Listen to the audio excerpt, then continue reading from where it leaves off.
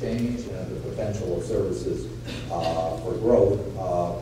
But you've had some worries along the line that maybe there are some dangerous trends emerging in this technologically dynamic area. Rob, can you say a word about that? Yeah, I mean, if you think about really what's driving the global economy, I would argue that it is the ICT sector. And a lot of economists talk about ICT as what's called a general purpose technology, GPT, that exerts influence and energy in all sorts of sectors. I would argue that Walmart couldn't exist as a company without IT. It's the supply chain that IT-enabled supply chain that lets Walmart be successful. Same thing with banking, same thing with a whole set of sectors. When we look at how IT has grown, at least in the U.S., IT capital expenditure is the only category of capital expenditure that's grown in the last 3 years. When we look at job growth, IT jobs, whether it's in Walmart's computer people or a bank or a hospital or whatever, IT jobs have grown 4 times faster since 1999 than all jobs in the U.S. So we see it as an engine just in and of itself, but it's also a driver and an engine for global prosperity. The recent study in China found that the use of IT, so not the production of IT, not them trying to get Intel to build a factory there or get Dell to make computers, the use of computers and IT services and software in China has increased their productivity 40%. So what we're seeing is that IT is this driver of economic growth, both on the job side and on the productivity side. But I would argue the really big risk and the big challenge is that perhaps more than any other sector, it's the easiest sector if you want to intervene and distort it and twist it and use mercantilist policies to gain advantage. Clearly, the most egregious case is intellectual property theft, where there are countries that are just blatantly stealing software. I won't say who they are, we all know who they are, but there are countries, governments, the government agencies who are by and large using pirated software. This is not how you grow a global IT economy or even how you grow a domestic IT economy. We're seeing now all sorts of discriminatory tariffs. We're seeing problems with government procurement where they won't allow foreign service firms to come in, IT service firms, and serve the markets.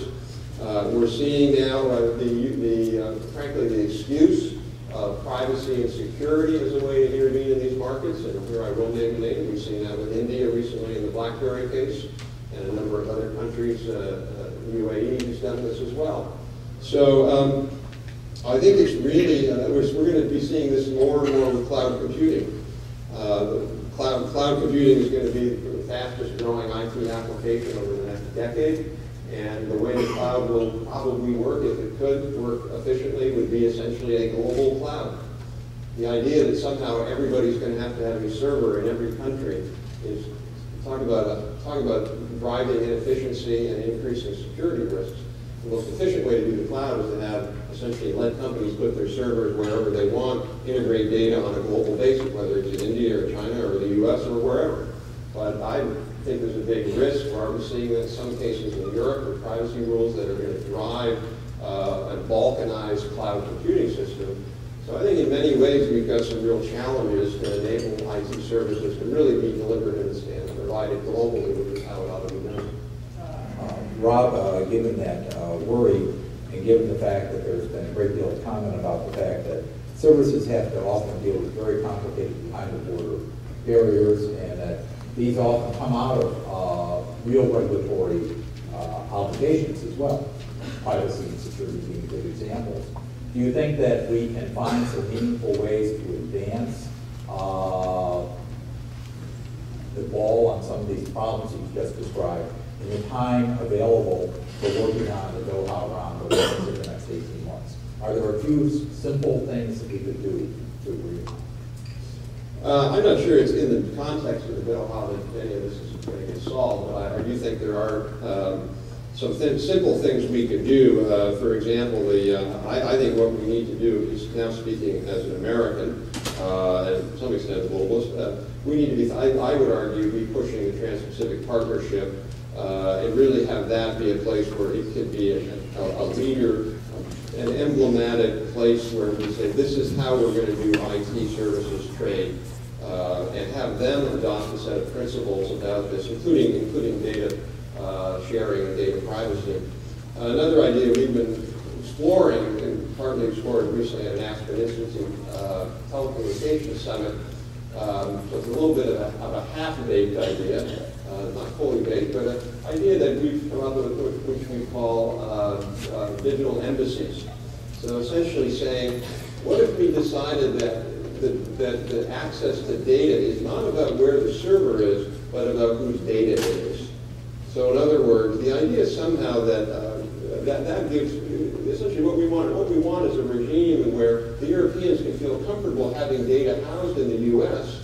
because they know the U.S. government's not going to get access to it.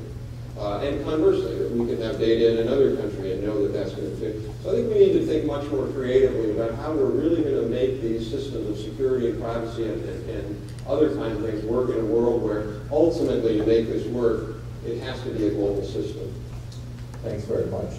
I wonder, before we turn to the audience, if I could ask Bill Daley, one question that comes to my mind, at least after hearing remarks in the last panel and some of the comments in this panel, which is I think that there's a concern among some that various bilateral and regional initiatives will take away the ability to come to a multilateral agreement. This is a classic argument about how much time and attention do both political and business leaders have for undertaking international initiatives.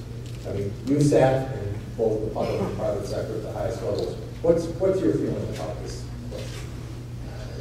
I guess the question will be lingering forever. I believe that not having great progress on the Doha round should not be the determinant. I think you're seeing lots of perhaps kind of about Trans-Pacific as Americans. I think we ought to be very aggressive on that. I think the FTA for Korea. I mean, I think for the foreseeable future, we ought to, all of us should be very focused on getting any forward movement in trade. And I don't think we ought to look at it as if we see progress on a unilateral basis that somehow is going to destroy Doha round. And I just don't, I've never believed it. I think the progress even that's been made, much of it just by virtue of the service industry and the innovations that's been mentioned in this panel today that's taken place since Doha started or Doha stopped. You can pick which you want. It's been remarkable, and I think that we should encourage. I'm never going to believe that for those who believe that we should stop the agreements between countries and wait for a global deal is going to get us anywhere. I think that's a cover for no progress. And just one last question to Rajan. You also serve as the head of one of the most important Indian business organizations. Has the business community in India developed a proactive agenda for things that it would like to see about changes in global services markets in order to improve the prospects of the Indian business?